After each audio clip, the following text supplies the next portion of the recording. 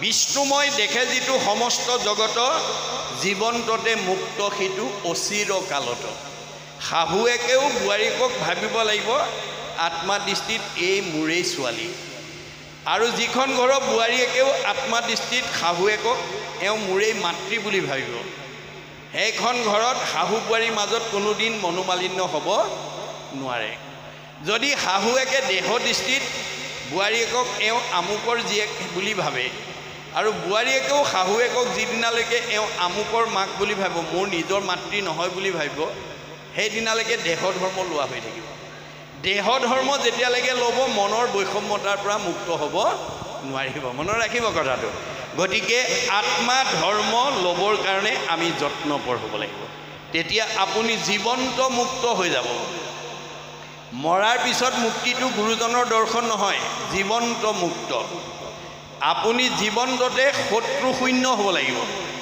জীৱন্ততে দেহৰ বিকাৰৰ পৰা মুক্ত হ'ব লাগিব আৰু সেইটো স্থানত উপনীত হ'বলৈ হ'লে আজিৰ দৰে শাস্ত্ৰ ভাগৱত শুনিব লাগিব শাস্ত্ৰ অনুবৰ্তী শত্ৰু নুহি উত্তপন যি মানুহে শাস্ত্ৰ শুনে পঢ়ে আৰু বুজে সেইজনৰ কেতিয়াও শত্ৰু উৎপত্তি হ'ব নোৱাৰে বুলি ভাগৱতে কৈছে কিয় তেওঁ ব্যৱহাৰ কৰিব জানে শাস্ত্ৰ শুনা মানুহে ব্যৱহাৰ কৰিব জানে শাস্ত্ৰ শুনা মানুহৰ ব্যৱহাৰ কেনেকুৱা সমানত মৈত্ৰী উত্তমত শতকাৰ দৰিদ্ৰত দয়া কৰি বেক বাৰম্বাৰ আমি শাস্ত্ৰ শুনি জ্যেষ্ঠজনক মান্যতা দিবলৈ শিকিব লাগিব জ্যেষ্ঠ বুলি কওঁতে কোনোবা বয়সতো মোতকৈ ডাঙৰ হ'ব পাৰে জ্ঞানতো কোনোবা ডাঙৰ হ'ব পাৰে জ্ঞানতেই জ্যেষ্ঠ হওক বা বয়সতেই জ্যেষ্ঠ হওক জ্যেষ্ঠজনক আমি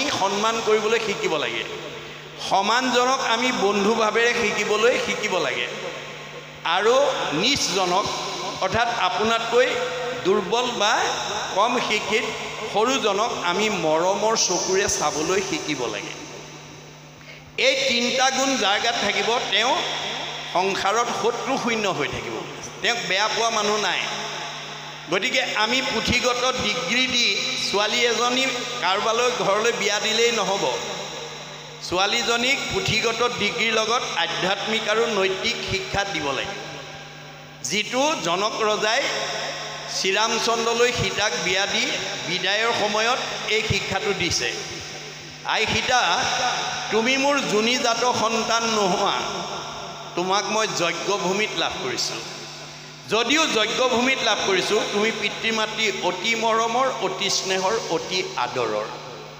অজনিকা তোমাকো লভিলোঁ যজ্ঞভূমি পিতৃৰ মাতৃৰ প্ৰিয়তম জীও তুমি পিতৃ মাতৃ এজনী মৰমৰ ছোৱালী ত্ৰিভুৱন নিৰূপমা তুমি মহাসতী পৰম দুৰ্লভ আতি লভিলা সুপতি তুমি ত্ৰিভুৱনৰ ভিতৰতে এজনী ধুনীয়া ছোৱালী আৰু এজন ধুনীয়া স্বামীৰ সান্নিধ্য পালা আই সীতা স্বামীৰ সান্নিধ্য পালেই নহ'ব তোমাৰ দায়িত্ব আৰু কৰ্তব্য আছে কি আছে সতী স্ত্ৰী সকলৰ স্বামীহে ভূষণ কদাচিতো নলংঘিবা স্বামীৰ বচন তুমি এজনী সতী তিৰোতা হিচাপে তোমাৰ প্ৰথম অলংকাৰ হ'ব স্বামী ভক্তি তুমি স্বামীৰ বাক্য কেতিয়াও উলংঘা নকৰিবা স্বামীক নুসুধাকৈ কলৈকো নাযাবা আৰু স্বামীৰ মনত আঘাত পোৱাকৈ কোনো বাক্য নিক্ষেপ নকৰিবা অকল স্বামী সেৱাতে আবদ্ধ নাথাকিবা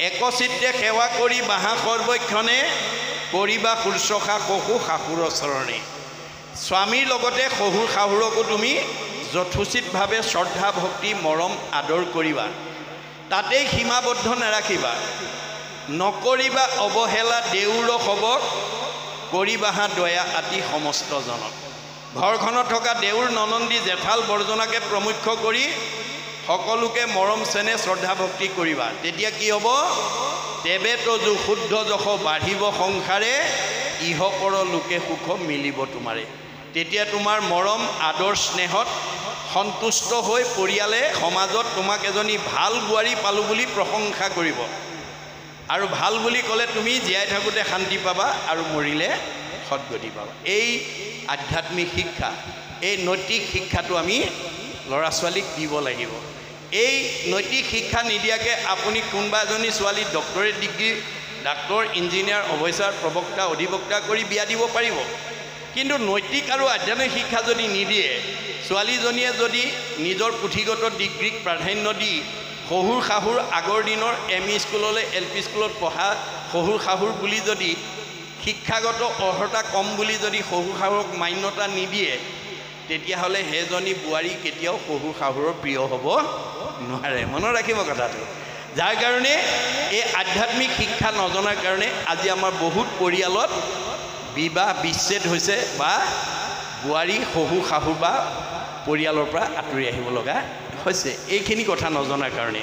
কিন্তু ভাগৱতৰ দৰ্শন যেতিয়া জানিব, সেইজনী বোৱাৰীক কেতিয়াও কোনেও বেয়া পাব নোৱাৰিব। গতিকে এই কথা আমাক কৈছে, সেইমতে প্ৰভু তুমি নহিকা বিষম, যিটোজনে ভজে তাক ভজা নৰোত্তম।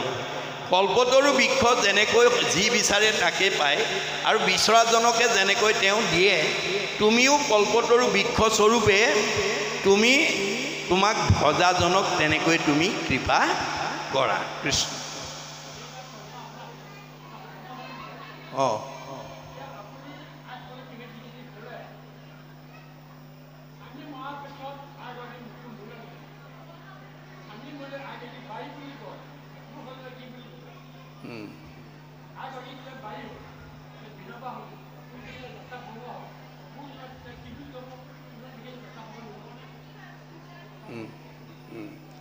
এতিয়া আমাক আপুনি যি ধৰণে বুজিছে, আমাক শাস্ত্ৰই সেই ধৰণে বুজোৱা নাই।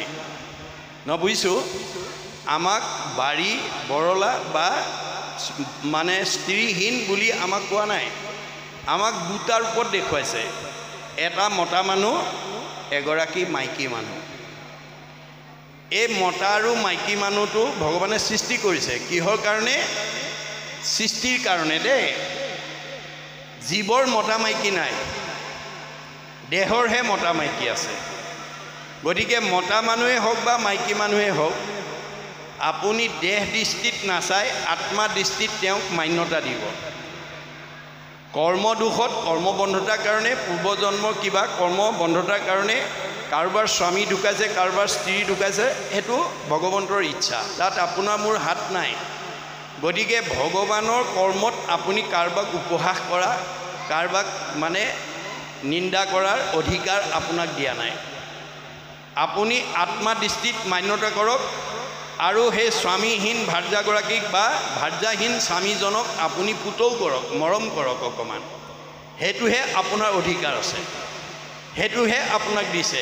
সকলো প্ৰাণীকে আত্মব্ৰত জ্ঞান কৰি পাৰিলে আপুনি দয়া মৰম কৰক, কাকো হিংসা বা তাচ্ছিল্য নকৰিব। কৰিব পাৰিব, আপোনাৰ আয়ুস কাটিব। আপুনি কোনোবা ভাৰ্যাহীন স্বামীক, কোনোবা স্বামীহীন ভাৰ্যাক যদি অপমান কৰে, আপুনি যদি তাচ্ছিল্য কৰে, উপহাস কৰে, আপোনাৰ পাপ হ'ব। আৰু পাপ হ'লে আপোনাৰ আয়ুস কাটি দিব ভগৱানে, আৰু আপুনি দুখ কষ্ট ভুগিব লাগিব। এয়া বেদৰ মত। পাপায় পৰপীড়নম। আপুনি কোনোবা ভাৰ্যা নাইকিয়া মানুহজনক আপুনি উপহাস কৰিছে নেকি বাৰু? হেয় জ্ঞান কৰিছে নেকি বাৰু? যদি কৰিছে আপুনি পাপৰ অধিকাৰী হ'ব। আপুনি পাপ বিচাৰিব নালাগে, আপোনাৰ ভাৱে পাপ লৈ আহিব। এজন জ্ঞানী মানুহে আনক মোক সন্মান কৰা বুলি ক'ব নালাগে। জ্ঞানী মানুহজনক সকলোৱে সন্মান কৰিবই। আৰু এজন দুষ্ট মানুহে কাকো ক'ব নালাগে মোক অনাদৰ কৰিব বুলি। দুষ্ট মানুহক, স্বভাৱ বেয়া মানুহক মানুহে ঘৃণা কৰিবই, লেই চেই কৰিবই। গতিকে গুণত পূজা, আমাক গুণী হ'বলৈহে কৈছে দেই। গতিকে কাৰোবাক উপহাস কৰাৰ উদাহৰণ ভাগৱতে দিয়া নাই। ভাগৱতে কৈছে যে আত্মা দৃষ্টিত বিপদগ্ৰস্তজনক দয়াৰ মৰমৰ চকুৰে চাবা, পাৰিলে উপকাৰ কৰিবা, কাকো ঘৃণা বা নিন্দা নকৰিবা। গতিকে আমি শাস্ত্ৰ মতৰ পৰা বাহিৰলৈ গৈ আমি সমাজত যাতে বিভ্ৰাট আনিব লগা নহয়, তাৰ প্ৰতি আমি সদায় সচেতন হ'ব লাগিব। কৃষ্ণ। এতিয়া কৈছে, সেইমতে প্ৰভু তুমি নহিকা বিষম, যিটোজনে ভজে তাকো ভজা নৰোত্তম। ভগৱানৰ বৈশিষ্ট্য কি? যি ঈশ্বৰক ভজিব, ঈশ্বৰে তাকো কৃপা কৰিব। য দদাতি স্বপ্ৰাপ্নতি। আপোনাক কিবা এটা প্ৰতিভা দিছে, গুণ দিছে, শক্তি দিছে, আপুনি আনৰ উপকাৰৰ কামত যদি ব্যৱহাৰ কৰে আপোনাক আৰু দি থাকিব ভগৱানে, মনত ৰাখিব। কিন্তু আপুনি গাঁওখনৰ ভিতৰত জ্ঞানী মানুহ হৈ, শিক্ষিত মানুহ হৈ যদি অজ্ঞানী শিক্ষাহীনজনক যদি নিন্দা কৰে, মনত আঘাত পোৱাকৈ কথা কয়, তেতিয়া আপুনি পৰীক্ষিতৰ দৰে, ব্যাসৰ দৰে অভিশপ্ত হ'ব লাগিব। ব্যাসক ভগৱন্তই সেই যুগৰ বেদজ্ঞ পণ্ডিত, বিদগ্ধ পণ্ডিত, শাস্ত্ৰজ্ঞ, টীকালজ্ঞ, নাই ধ্যানত ভগৱানক সাক্ষাৎ কৰিব পৰা যোগ্য ব্যক্তি কৰি পঠাইছিলে। তৎসত্ত্বেও তেওঁ অভিশপ্ত হ'ল। কিয়? ভগৱানে দিয়া প্ৰতিভাটো সৎ প্ৰয়োগ কৰিব নজনাৰ কাৰণে। সৎ প্ৰয়োগ কৰিব নজনাৰ কাৰণে দিনেক পূৰ্বতে পৰা সৰস্বত ঋষি বদৰিকা শ্ৰমত আচন্ত ব্যাস বসী, উগুলত হুগুল মন নাহি সুখ শান্তি, নপান্ত উপায় একো মনে গুণি গান্ধী। তললৈ মূৰ কৰি মন মাৰি বহি আছে। কিয় অশান্তি আহিছে ভাবি চিন্তি উত্তৰ পোৱা নাই। অধু মুখে আছে বসী হুয়া নিশবদ, সেহি বেলা দৈতে আহি মিলিল নাৰদ। ভগৱানৰ প্ৰতিনিধি পঠাই দিছে, যোৱা মোৰ ভকত বিপদত পৰিছে, আঙুলিয়াই থৈ আহা ক'ত ভুল হ'ল। হাতে বিনা যন্ত্ৰ মুখে ৰাম নাম, হৃদয়ত কৃষ্ণ মূৰ্তি স্ফূৰ্তি অবিশ্ৰাম। নাৰায়ণ নাৰায়ণ আহি গ'ল। নাৰদক দেখাৰ লগে লগে ব্যাস সচকিত হৈ গ'ল। আহা আহা দেৱৰষি বুলি পাদ্য অৰ্ঘ্য আচমনি লৈ আসনত বহুৱাই উদ্দেশ্য ব্যাখ্যা কৰিছে। পাদ্য অৰ্ঘ্য, পাদ্য মানে ভৰি ধোৱা পানী, অৰ্ঘ্য মানে মুখ ধোৱা পানী। বেদৰ মতে ভৰি ধোৱা পানীয়ে ভকতক মুখ ধুবলৈ দিব নালাগে, মুখ ধোৱা পানীটো বেলেগ কৰি ৰাখিব লাগে। আমি নজনাৰ কাৰণে ভৰি ধোৱা পানীয়ে মুখ ধুবলৈও দি আছোঁ, এইটো সংস্কাৰ কৰিব দেই। আৰু ভকতজনক সেৱা এটা কৰি আশীৰ্বাদ নোলোৱালৈকে উদ্দেশ্য ব্যাখ্যা নুসুধিব, এইটো গৃহস্থী ধৰ্মৰ নিয়ম নহয়। আমাৰ এই দৰ্শনটো নজনাৰ কাৰণে ওচৰৰ যদি আইগৰাকী কাৰোবাৰ ওচৰৰ মানুহ এঘৰলৈ গ'ল, বা ওচৰৰ বাপ এজন যদি আন এঘৰৰ ওচৰলৈ গ'ল, আমুকহে আহিছে আমুকীহে আহিছে বুলি চোতালতে সুধিব, কেলৈ আহিছিলে আই বা কেলৈ আহিছিলে বাপ? বোলে এই বাপক লগ কৰিব আহিছিলোঁ। বোলে বাপ নাই নহয়, ক'লৈ গ'ল? এই মাত্ৰ বজাৰ কৰিবলৈ ওলাই গ'ল। বোলে হয় নেকি? বোলে হয়, তেনেহ'লে যাওঁগৈ। বোলে যোৱাকৈ আমাৰ চোতালৰ পৰাই খেদে ভকতক, নাই। কিন্তু ভকত যে ভগৱন্তৰ ৰূপে আহিছিল, হৰিৰ মূৰ্তিক হৰি ভক্তক দেখিবা, শক্তি অনুৰূপে তাৰ প্ৰীতি আছবা। দেহৰহে ওচৰ আঁতৰ আছে, আত্মাৰ নাই। গতিকে আত্মা সৰ্বব্যাপ্ত, সমস্ত জগতে ব্যাপী আছো মই হৰি, সকলোতে ভগৱন্ত ব্যাপ্তমান হৈ আছে। ওচৰ আঁতৰটো দেহৰহে ধৰ্ম, আত্মাৰ ধৰ্ম নহয়।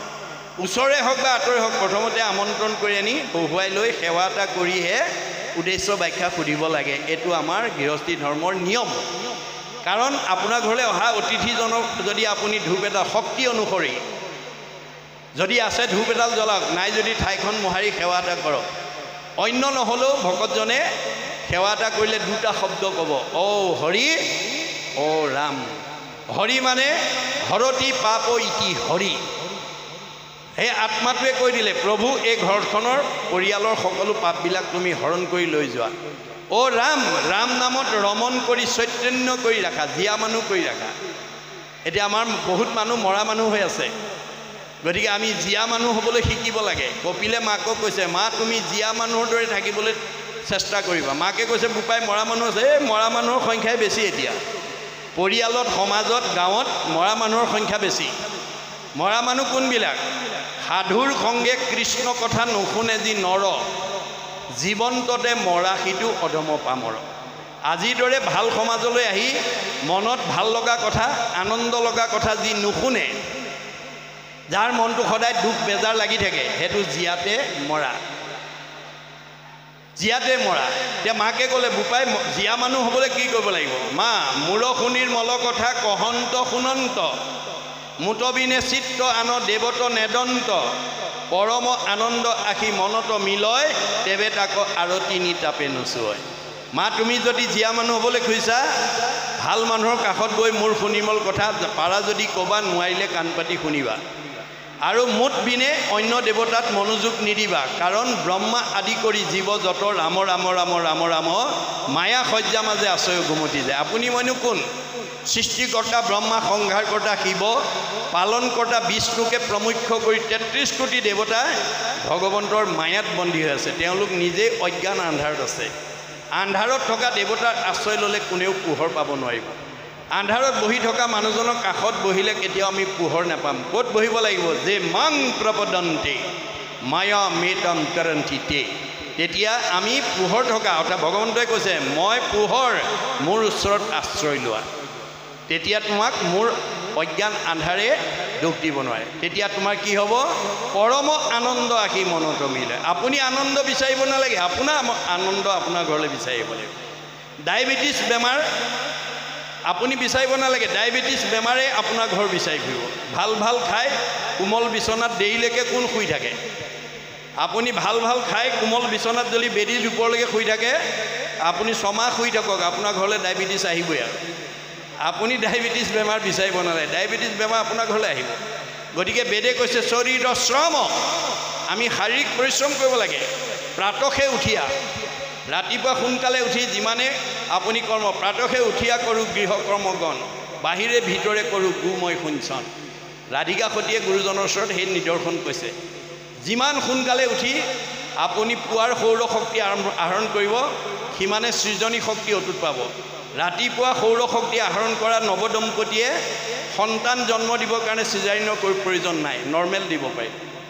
যাৰ কাৰণে বিশ্ববিখ্যাত বৈজ্ঞানিক আইনষ্টাইনে কৈছে science without religion is blind, religion without science is lamp. যিটো ধৰ্মত বিজ্ঞান নাই অন্ধ, আৰু যিটো বিজ্ঞানত ধৰ্ম নাই খুৰা। ধৰ্ম আৰু বিজ্ঞান ওতঃপ্ৰোতভাৱে সম্বন্ধ। বেদে এই সিদ্ধান্ত আমাক দি আছে, আমাক ভাগৱতে সেই শিক্ষা দি আছে। এইখিনি আমি উঠি অহা প্ৰজন্মক দিব লাগিব। এতিয়া কৈছে সেইমতে তেওঁৰ লগত শত্ৰু মিত্ৰ নাই, সেইমতে প্ৰভু তুমি নুহিকা বিষম, যিটো জনে ভজে তাকো ভজা নৰোত্তম। যি ঈশ্বৰক ভজিব ঈশ্বৰে তেওঁক কৃপা কৰিবই। ঈশ্বৰক নভজাজন বিভিন্ন দিশত তেওঁ দুখ কষ্ট পাবই। এইটো কথা ভাগৱতে কৈছে। তজু ভিত্ত নাৰদৰ পদে মহাশয়, তোমাকো জানিলোঁ তানক কৃপায়ে নিশ্চয়। তোমাৰ ভক্ত নাৰদৰ সান্নিধ্যত মই তোমাক কেনেকৈ ভক্তি কৰিব লাগে এই জ্ঞান মই পালোঁ। এতিয়া আজিৰ দৰে সাধুৰ সমাজত যেতিয়া আমাৰ ল'ৰা ছোৱালী আহিব প্ৰতি বছৰে, তেওঁলোকে কেনেকৈ ভকতক সেৱা কৰিব লাগে, কেনেকৈ শ্ৰদ্ধা কৰিব লাগে নিজেই জানিব। আপুনি নিশিকালেও তেওঁলোকে দেখিয়েই শিকিব। আদৰ্শটো মাত্ৰ আমি প্ৰতিষ্ঠা কৰিব লাগিব। নাৰদৰ পাশে মোক নিও নাৰায়ণ, নৃসিংহৰ আগেতেহে কৰন্ত প্ৰাৰ্থন। যে তুমি মোক নাৰদৰ কাষলৈ নিয়া, এই বুলি নৃসিংহ প্ৰভুক তেওঁ প্ৰাৰ্থনা কৰিছে।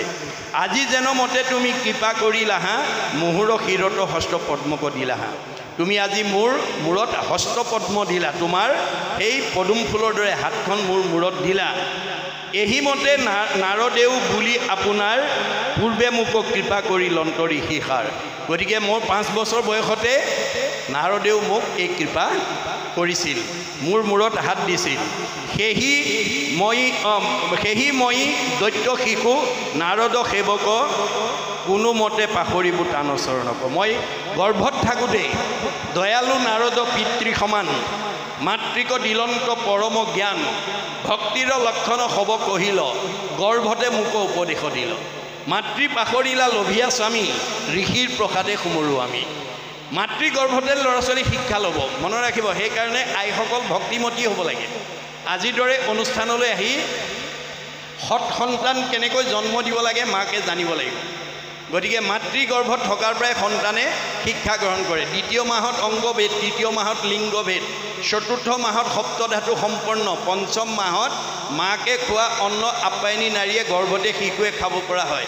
সেইকাৰণে 5 মাহত পঞ্চামৃত খোৱা নিয়ম আজিও আমাৰ সমাজত প্ৰচলিত হৈ আছে। পঞ্চামৃত মানে দধি দুগ্ধ ঘৃত মধু শৰ্কৰা, এইকেইটা সাত্বিক অন্ন। 5 মাহত এদিন খালেই নহ'ব, 10 মাহ 10 দিনলৈকে যিগৰাকী মাতৃয়ে সাধ্য অনুসৰি এই পঞ্চামৃত গ্ৰহণ কৰিব, গৰ্ভতে শিশুটো মেধাৱী হ'ব, পণ্ডিত হ'ব, সুশ্ৰী হ'ব, নিৰোগী হ'ব, সৰ্বগুণাকৰ হ'ব। আৰু মাকে যদি লোভৰ বশৱৰ্তী হৈ মানে 5 মাহৰ পিছৰ পৰা যদি অতি জ্বলা, অতি টেঙা, অতি মছলাদায়ক বস্তু খায়, জ্বলা টেঙা লুণ খাৰ আদি কৰি মাৱে খাৱে যত যত তাৰ ৰসগয়া শৰীৰে পৰয় মূৰ্ছা যাই সেহি মত। মাকৰ দুখত শিশুটো গৰ্ভতে ৰোগ দিয়া হৈ আহিব। গতিকে গৰ্ভত থকা অৱস্থাত অতি জ্বলা, অতি টেঙা, অতি মিঠা, অতি মছলাদায়ক দ্ৰব্য মাতৃসকলে খাব নালাগে। এইটো ভাগৱতৰ দৰ্শন, এইটো বেদৰ দৰ্শন। এই নিয়মবোৰ জানিব লাগিব। গতিকে তেওঁক মোক গৰ্ভতেই এই সৎজ্ঞান দিয়াৰ কাৰণে মই তেওঁৰ কথা পাহৰিব নোৱাৰোঁ। যেন অনুগ্ৰহ মোক কৰিলা ঋষি তোমাৰো আগত কহোঁ পৰমহৰ্ষি। যে তেওঁ কেনেকৈ মোক কৃপা কৰিলে, অনুগ্ৰহ কৰিলে মই তোমাৰ আগত কওঁ শুনা। সৰ্বযুক্ত কোপ ইটো ভৈলেক সংসাৰ তাতে কাম আশা কৰি নৰে বাৰম্বাৰ। আপুনি যদিও পকা ঘৰৰ তলত গাড়ী মটৰ উঠি ফেনৰ তলত বহি আছোঁ বুলি, বৰ ধুনীয়া পৰিৱেশত আছোঁ বুলি ভাবিছে, আমাৰ বেদৰ মতে আমি এটা গাঁতত সোমাই আছোঁ। আমি প্ৰত্যেকেই এটা গাঁতত সোমাই আছোঁ। আমাৰ গাঁতটোৰ নাম কি? সংসাৰ গৰ্তে পৰি আছে লোক, মোহত অন্ধ নেৰাই দুখ সুখ, কাল ভুজংগে দংশিলৱৈ প্ৰাণ, কৃষ্ণ বিনে কোনে কৰিবে ত্ৰাণ। আমি আধ্যাত্মিকভাৱে চবেই এটা সংসাৰ নামৰ গাঁতত সোমাই আছোঁ।